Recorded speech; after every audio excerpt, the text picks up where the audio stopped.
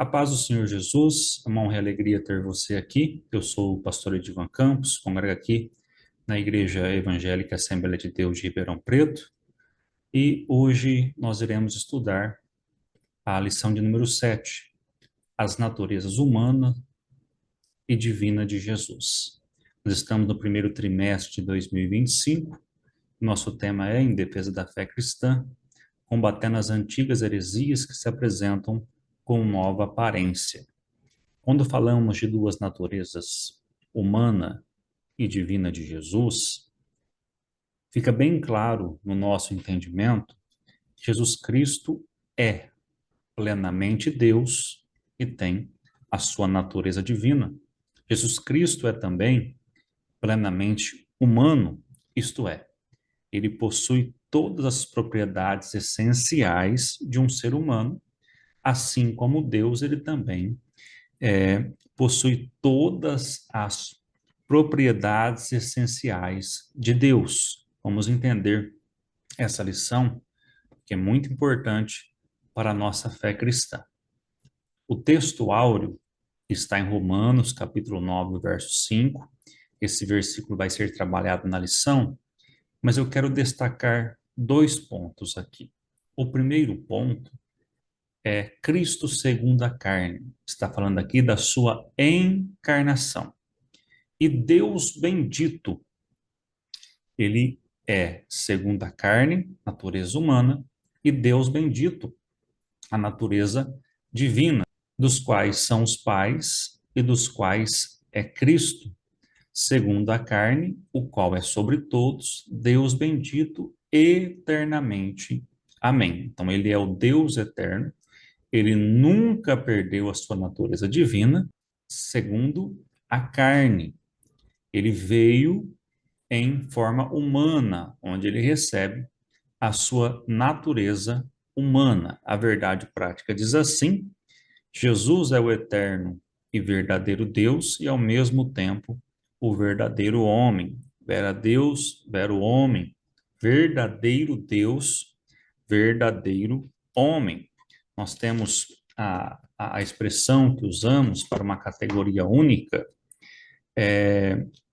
sui generis, ou seja, não há nenhum homem na sua categoria aqui na face da terra, porque aqui implica a salvação.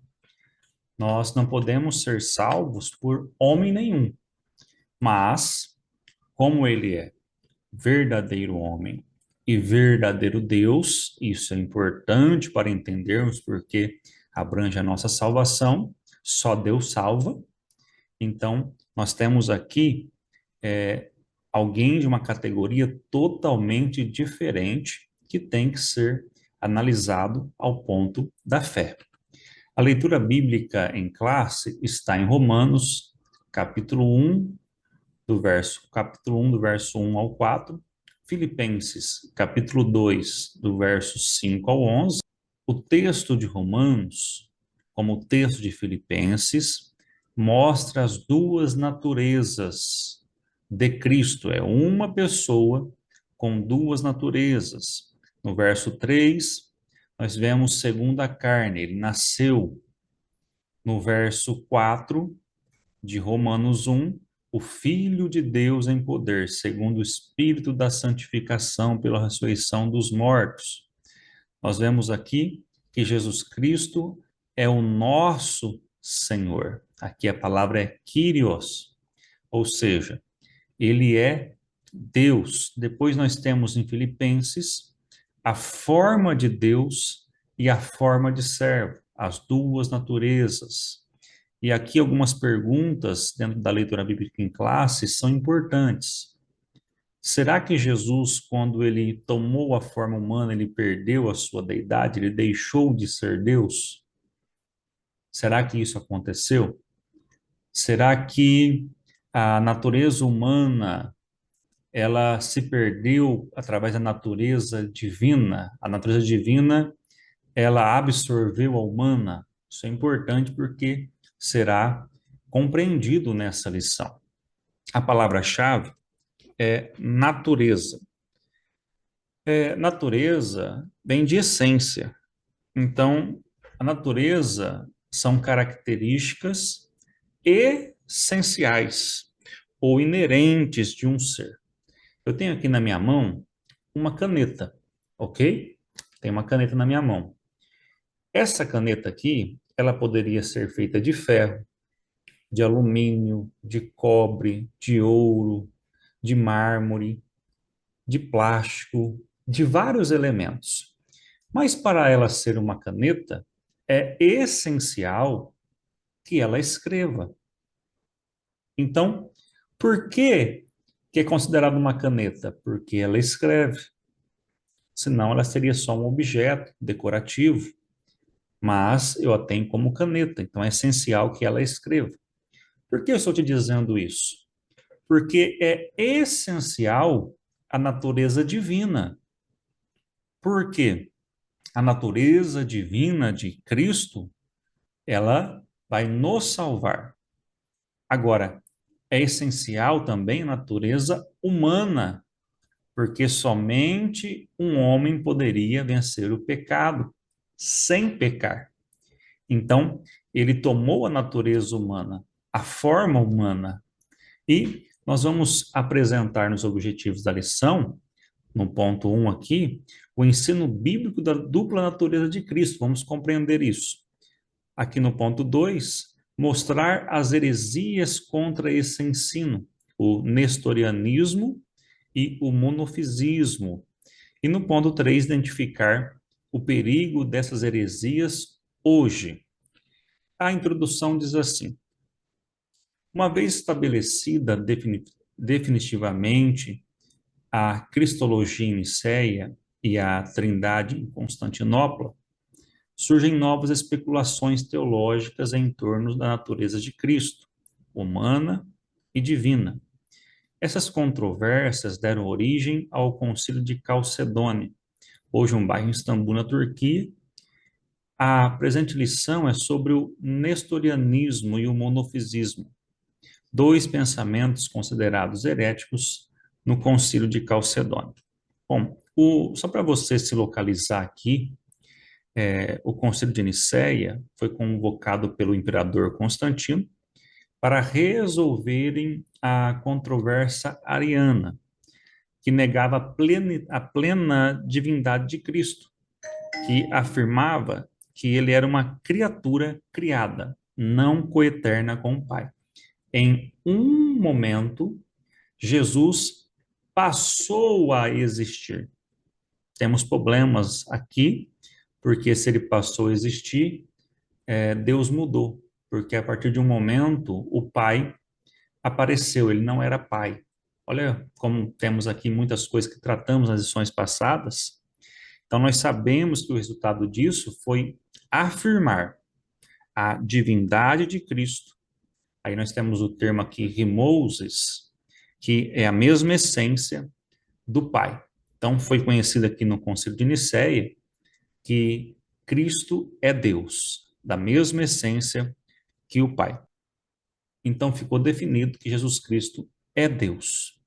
Depois nós temos a Trindade em Constantinopla, que reafirmou que a essência de Jesus com o Pai também é a mesma essência do Espírito Santo, Deus triuno. Usamos o termo aqui trindade para entendermos isso. Particularmente, eu gosto de usar o termo divindade. Mas se alguém falar trindade, eu sei muito bem do que está falando. E nós temos o Concílio de Calcedônia. O que foi tratado? O imperador bizantino Marciano, ele tratou aqui a natureza divina e humana de Cristo. E dentro desse assunto, apareceram alguns perigos. O nestorianismo, nós vamos entender esse ponto, porque é bom a gente entender a história, como aconteceu isso, por que aconteceu isso, e o monofisismo, uma natureza que diz que a natureza divina de Jesus absorveu a humana. E o nestorianismo vai dizer que eram duas pessoas, a pessoa humana e a pessoa divina. e nós somos contra isso. Nós entendemos que Cristo é uma só pessoa com duas naturezas, a humana e a divina. E entendemos também que a divindade de Cristo não absorveu o corpo humano, a parte humana de Cristo. Ele é plenamente Deus e plenamente homem. O capítulo de número 1 tem a sua temática, o ensino bíblico da dupla natureza de Jesus. Ponto 1, descendência de Davi segundo a carne. Aqui está mostrando o lado humano de Cristo. E eu quero dividir aqui esse ponto 1. Primeiro, o contexto humano. O apóstolo está se referindo aos ancestrais de Jesus. Ele veio de uma família humana, de carne e ossos, que vivia entre o povo de Israel. Então, aqui nós temos a descendência de Davi num contexto humano, apresentando Jesus. E também, eu disse que dividir em três partes, a segunda parte é a sua linhagem, ou a sua genealogia que está registrada, tanto no Evangelho de Mateus e também no capítulo 3 de Lucas. No início do Evangelho de Mateus, Mateus conecta com a linhagem com Abraão, com Davi, porque ele está apresentando Jesus como rei. Então, a intenção dele era mostrar que ele vem da descendência de Davi, que ele é rei, ele não caiu de paraquedas. Mateus está analisando as profecias, está colocando as profecias ali como um quebra-cabeça para o judeu entender quem é o rei. E dentro dessas profecias que Mateus está colocando em pauta, ele também coloca a genealogia, porque alguém para ser rei tem que vir da família real. E Mateus prova isso na genealogia, particularmente quando eu comecei a estudar a Bíblia, me indicaram para ler Mateus, novo convertido, eu achei estranho, porque tal gerou tal, tal gerou tal. Falei, meu Deus, será que a Bíblia é desse jeito? Não estou entendendo nada. Com o passar do tempo, eu notei a, a importância dessa genealogia. E em Lucas, ele vai apresentar Jesus como o filho do homem. Então, a genealogia vai até Adão. Por quê? Realmente, ele tem a sua descendência humana. Aqui, estamos falando da natureza humana. Ele nasceu da carne. Jesus foi concebido no ventre de Maria, uma virgem de Israel, pelo Espírito Santo. Aí está o elo, humano, divino, as duas naturezas do Senhor Jesus. Então, Jesus foi concebido de uma forma diferente. Ele foi concebido pelo Espírito Santo no ventre de Maria. Não houve um contato sexual. Então, aqui temos o humano e o divino, um elo. Jesus, ele desce do céu e pelo Espírito Santo ele é gerado. A sombra do Altíssimo cobriu Maria e gerou nela, através do Espírito Santo, Jesus Cristo. Então, o primeiro tópico fica bem clara a apresentação da natureza divina e da natureza humana.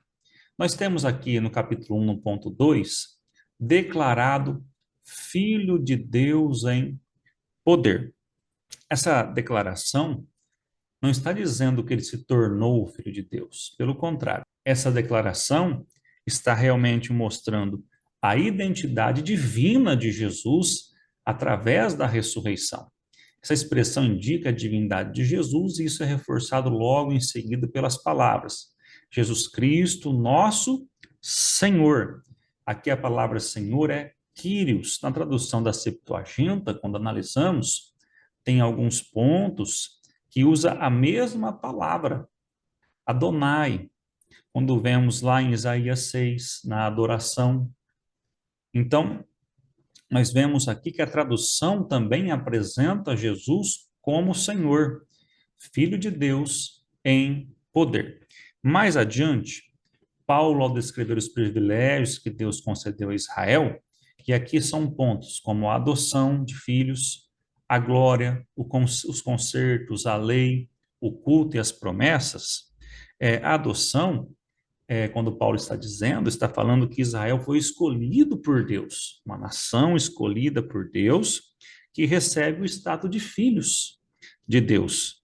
E era em um sentido aqui coletivo e nacional.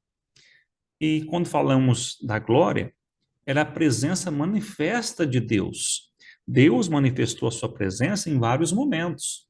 Por exemplo, um dos momentos era na coluna de fogo, né, na nuvem, durante o dia, protegendo o povo e dando a sombra durante o dia, a coluna de fogo também aquecendo durante a noite, protegendo contra os animais, mas tem várias manifestações da glória de Deus para o povo de Israel. Depois nós temos os concertos. O que são os concertos, pastor Edivan? São as alianças. Deus fez várias alianças com o povo de Israel. Fez com Abraão, fez com Davi, fez aliança com os patriarcas. Depois temos a lei. A lei aqui no caso é a Torá, que foi dada a Moisés lá no Monte Sinai. E a lei deu um modelo de vida religiosa e também cuidava do contexto moral de Israel. Depois temos o culto, que se refere-se à forma como Deus deu um sistema de adoração para Israel. Tínhamos ali toda a forma que Deus dá a eles. Para que isso, pastor Divan? Para que eles se aproximassem dele. Deus deu um sistema de adoração para que eles, através desse culto, chegassem mais perto dele. Também as promessas. Temos várias promessas para Israel. Mas dentro dessas promessas, temos uma principal, que Deus daria o Messias. Viria um Salvador. A redenção chegaria.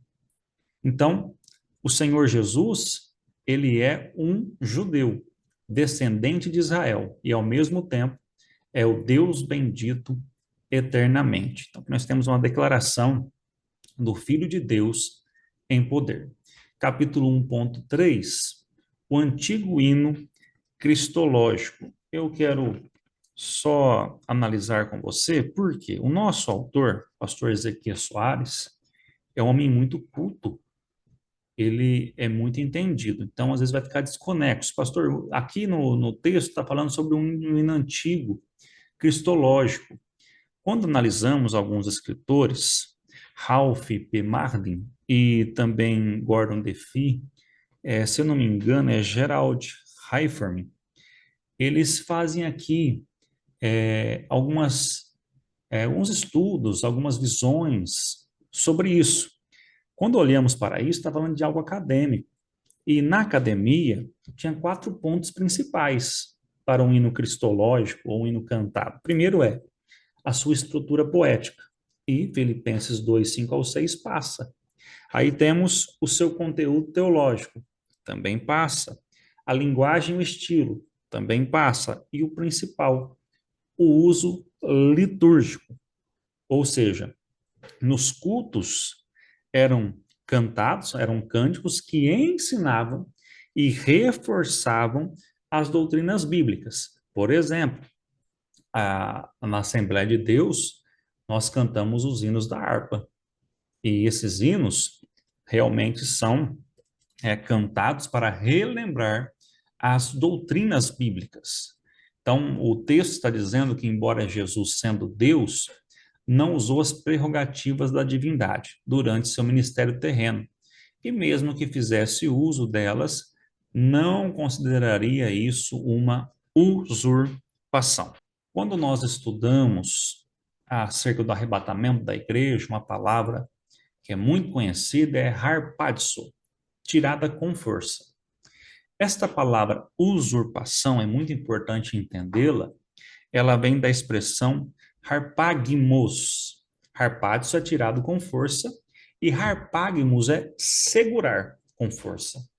Só segura, você não solta.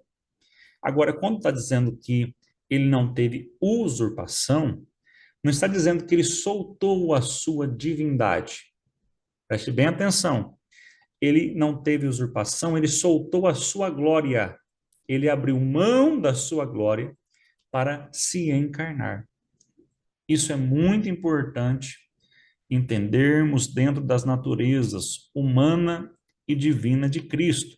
E aqui ele também aponta João, capítulo 1, do verso 1 ao 14, e também do verso 7 ao 8.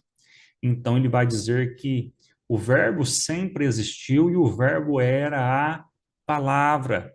E alguns usam essa expressão dentro desse contexto da lição para dizer que ele era a palavra.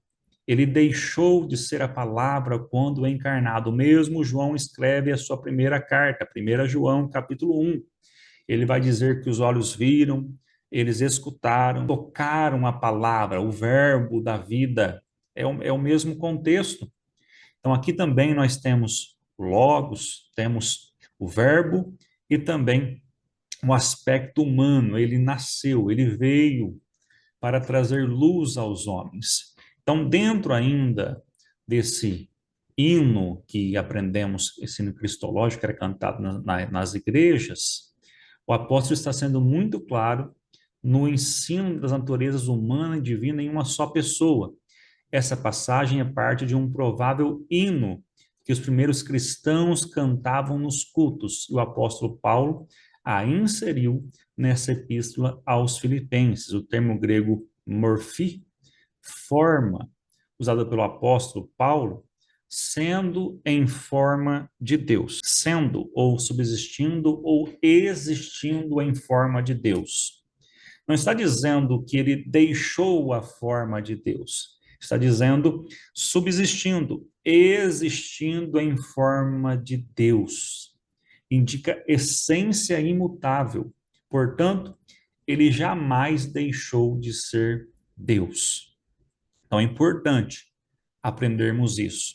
Se você olhar o contexto de Filipenses, Paulo estava falando sobre a humildade, porque alguns irmãos estavam se considerando maior do que o outro. Alguns dizem que havia uma briga entre Sintique e Evódia, duas mulheres que tinha na sua casa ali a congregação, a igreja era em casas naquele momento, e havia uma disputa para ver quem era maior. E aí Paulo fala, olha, considere o outro maior do que a ti mesmo.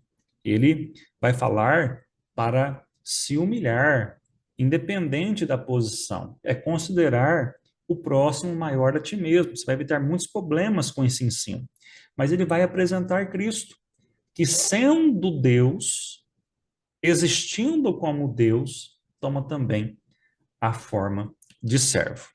Nós temos no capítulo de número 2 as heresias contra o ensino bíblico da dupla natureza de Jesus. Aqui nós temos quem foi Nestório, foi um bispo de Constantinopla entre 428 e 431, e Nestório, ele é conhecido por discordar de um título dado a Maria. Qual era o título, pastor Edivan? Era Mãe de Deus, Theotokos, ou literalmente portadora de Deus. E era defendido por Cirilo de Alexandria. Então ele vai, dentro desse contexto, sugerir Cristótocos, mãe de Cristo.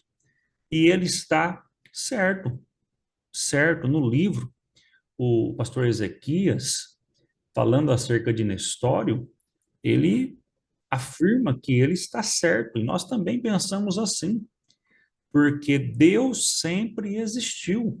Onde estava Maria na eternidade? Onde estava Maria na criação do mundo? Ela ainda não existia. Agora, quando falamos que Jesus Cristo se encarnou, é porque ele sempre existiu. A palavra encarnou tomou a forma também de carne. E, nesse contexto, aqui entre as duas expressões teótocos, que entendemos que essa expressão é errada, e a expressão certa, mãe de Cristo, Cristótocos, houve ali naquele momento o concílio e houve também ali o exílio de Nestório. Aqui nós vemos o nosso autor dizendo que a expressão adotada por Cirilo, qual era a expressão? Maria, Mãe de Deus, era uma contradição em si mesmo. Embora a posição de Nestório fosse bíblica e teologicamente correta, a popularidade do termo Mãe de Deus de Cirilo impediu o êxito do termo e da explicação de Nestório. A preocupação dele era menos com a mariolatria e mais com as ideias do arianismo que já explicamos nas aulas passadas. Ainda no capítulo 2, no ponto 2, nestorianismo, eu quero deixar bem claro aqui que dentro dos estudos nós não achamos a acusação contra ele de forma escrita. Entendemos que ou realmente houve contra ele ali uma conspiração contra Nestório, ou realmente ele foi um herege, tem duas linhas. Mas, particularmente analisando a história, não tem nada concreto que ele defendeu essa tese. Pelo contrário, nesse concílio, ele nem se defendeu, ele foi acusado. Nestório defendia a formulação dos pais nicenos, a divindade de Cristo e a humanidade definida no credo niceno, constantinopolitano, em 381. Segundo o pensamento nestoriano, as duas naturezas de Cristo, a humana e a divina, eram duas pessoas. Essa foi a acusação contra ele. E nós não temos provas escritas que ele escreveu, que ele defendeu essa tese. Então fica aqui um ponto de interrogação. A ilustração nestoriana era a comparação de marido e mulher serem uma só carne. Essa alegada afirmação nestoriana foi considerada heresia pelo Concílio de Éfeso em 431. Ele foi condenado por esse concílio, que o declarou herege e o imperador o exilou. Uma vez mais eu vou dizer, ele não se defendeu e não foi provado essa tese contra ele. Mas, realmente, se ele disse isso, está errado, porque sabemos que não havia duas pessoas. É uma pessoa com duas naturezas, a natureza humana e a natureza divina. Capítulo 2.3, monofisismo. O termo vem de duas palavras gregas, monos, que é único, e physis, natureza. Seu principal expoente foi Eutico, também conhecido como Eutique. Essa doutrina afirma que as duas naturezas de Cristo são fundidas em uma só natureza amalgamada. O sentido de amalgamar, não de unir, não se trata de união, mas mistura, fusão. Assim seria uma só natureza híbrida, nem totalmente Deus e nem totalmente homem. Preste bem atenção. Está tratando aqui de uma terceira natureza, que não era uma natureza humana e nem divina, era algo que se ajuntou e deu uma terceira forma. Então, aqui é a expressão de um semideus. Nem totalmente Deus, só Deus salva, então não poderia salvar. Nem totalmente homem, então, como homem, ele não poderia vencer o pecado. Então, aqui temos um problema sério. Analisando essa doutrina aqui no Concílio de Calcedônia, ela foi condenada. Aqui nós temos a ilustração do bronze, por exemplo. É uma liga de cobre e estanho, de modo que nem é cobre nem estanho, mas outro metal, é o bronze. Nós temos também na pintura, quando você mistura o azul com o amarelo, temos o verde. Então, o verde não é amarelo e também não é azul, é verde. Então, eles usam aqui essa explicação para dizer que ele tem uma terceira natureza agora, mas ele não é totalmente Deus agora e também não é agora totalmente homem. Ele é uma terceira natureza. Olha o perigo disso. E qual que é a resposta bíblica? Segundo a Bíblia, o Senhor Jesus é perfeito quanto à divindade e perfeito também quanto à sua humanidade. Capítulo 2.4, o Concílio de Calcedônia, que foi definido. Ali tem a formulação teológica, que fala de duas naturezas de Cristo e uma só pessoa. As propriedades de cada natureza permanecem intactas, concorrendo para formar uma só pessoa e subsistência. não dividido ou separado em duas pessoas, mas um só e o mesmo Filho unigênito, Deus Verbo, Jesus Cristo, Senhor. Então, ele é perfeito nas duas naturezas.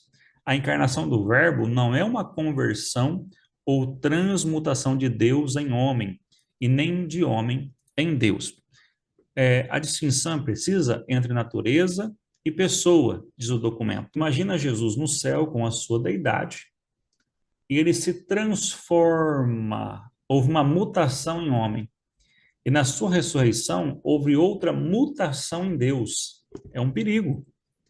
Nós sabemos que não houve uma conversão. Ele não se transformou, uma transmutação em homem. Ele passou a ser homem. Também na sua segunda natureza. Ele não tinha natureza humana, sempre teve a natureza divina. Então, quando ele desce, agora ele tem a sua natureza humana. E é preciso distinguir isso. A união dessas duas naturezas é permanente como resultado da encarnação. O documento é uma interpretação precisa das Escrituras. Então, a natureza humana é dada a Cristo após a sua encarnação. A divina sempre existiu. Capítulo 3. O perigo dessas heresias na atualidade. Quando a doutrina monofisista foi rejeitada juntamente com o nestorianismo, houve uma reação. Aqui nós temos Jacó Baradeus. Na época ele tinha uma liderança de 300 monges e que dá a entender que ele perde essa liderança, mas ele tinha uma influência muito grande entre as pessoas. Ele vai liderar um grupo, vai nascer um grupo ali, e ele vai preservar essa tradição, conhecida como a tradição jacobita. E ele e seus seguidores rejeitaram a decisão do Concílio de Calcedônia. Os monofisistas, eles acreditavam que essa parte humana de Jesus, ela foi tomada pela parte divina. Essa parte humana não existe. Quem são eles hoje? São igrejas cóptica, armeniana, abissínia e jacobita. São as igrejas ortodoxas. Não é no sentido ortodoxo aqui reto, tá? De pensamento bíblico, como defendemos.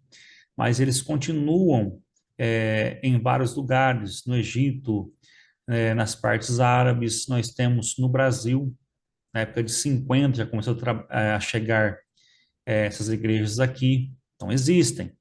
É importante conhecer a cristologia dessa tradição cristã e saber como responder seus questionamentos e, sobretudo, conservar a fé no Jesus, o Deus que se fez homem, o nosso Emanuel, Deus conosco, e também o Deus que se manifestou em carne. Capítulo 3.2, o kenoticismo, do verbo grego ken, significa esvaziar. A doutrina kenótica afirma que Jesus, enquanto esteve na terra, esvaziou a si mesmo dos seus atributos divinos. Essa doutrina diz, eles vão usar João sem o entendimento e vão dizer que era Deus. Vão ler Filipenses, como já explicamos aqui, da forma certa, e vão dizer que, sendo na forma de Deus, ele deixou essa forma e tomou a forma humana. Não foi isso que aconteceu. Ele sempre foi Deus. Já explicamos isso aqui. Mas vai dizer que ele se esvaziou de si mesmo, de todos os seus atributos. Não é isso que o texto está dizendo. Ele estava na glória com o Pai. E já falamos aqui da expressão harpagmo. Ele abre mão da glória, não da sua divindade. São duas linhas principais. O Verbo possuía os atributos divinos, mas escolheu não os usar. E as prerrogativas de deidade foram usadas mais na submissão do Pai e na direção do Espírito Santo. Então aqui tem outro perigo, que Jesus esteve aqui, ele possui os atributos divinos, mas não usou. Já falamos aqui sobre a sua onisciência, onipresença, onipotência. Ele nunca perdeu isso. Um dos exemplos é quando pede-se o tributo, ele fala para Pedro, Pedro, joga uma isca lá no mar, vai ter um peixe que vai morder. Essa isca pega ele, por quê? O primeiro peixe que você pegar vai ter um starter. Um starter valia 4 dracmas. E o imposto era 2 dracmas por pessoa. Ele vai dizer, paga o meu e paga o teu. Como é que Jesus sabia como tinha um peixe dentro do mar com um starter dentro dele? Temos aqui Jesus usando os seus atributos divinos. Temos aqui também o subordionismo, que Jesus Cristo, ele estava subordinado ao Pai. Ele só fazia o que fazia na direção do Espírito Santo. Ele não tinha divindade. Ele só tinha a parte humana. Ele se esvaziou de Deus. Entendemos que sem atributos divinos, Jesus é menos que Deus. Ele deixou de ser Deus. E quando Deus deixa de ser Deus? O que nós é o esvaziamento de Cristo. Isso foi uma condição para o seu messiado e por isso ele abriu mão de sua glória celeste. Ele não abriu mão da sua divindade. Ele abriu mão da sua glória celeste. João 17:5. E agora, Pai, glorifica-me junto a ti, como a glória do que ele abriu mão que eu tinha contigo antes que o mundo existisse.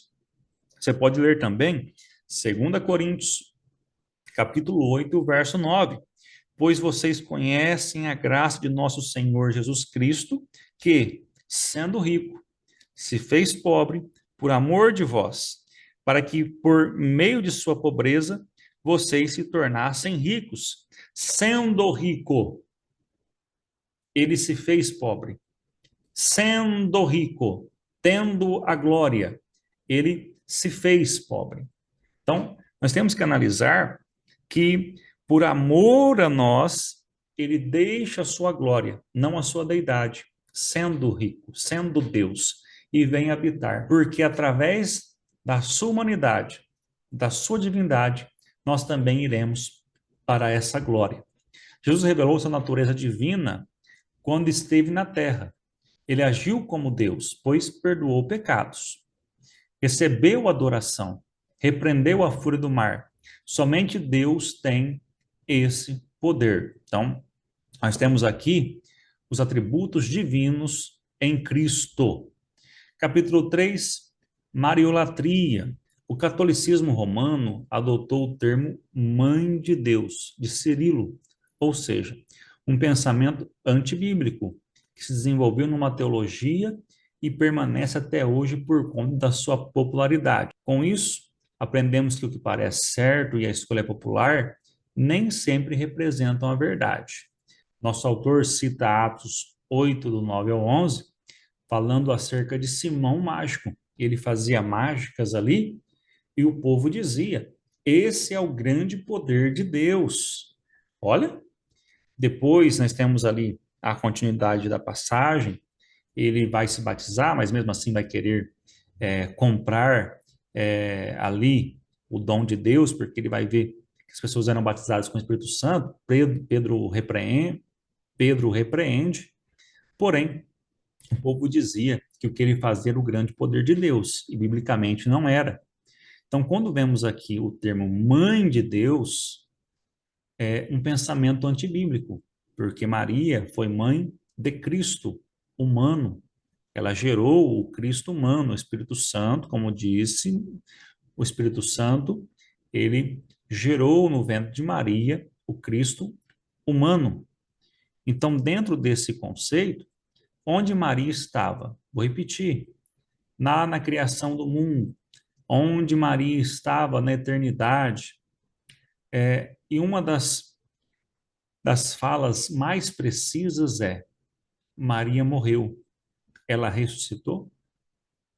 Então, temos aqui esse termo que realmente é um pensamento antibíblico.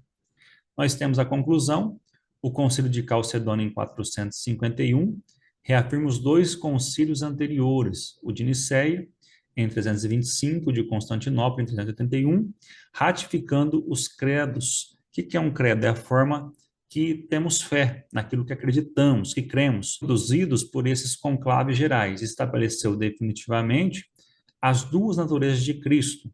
A melhor maneira de se proteger dessas e de outras heresias é conhecer bem no que acreditamos, os ensinos oficiais de nossa igreja e seus respectivos fundamentos bíblicos. Isso serve como nosso referencial quando nos deparamos com doutrinas inadequadas. Que Deus abençoe grandemente a sua vida.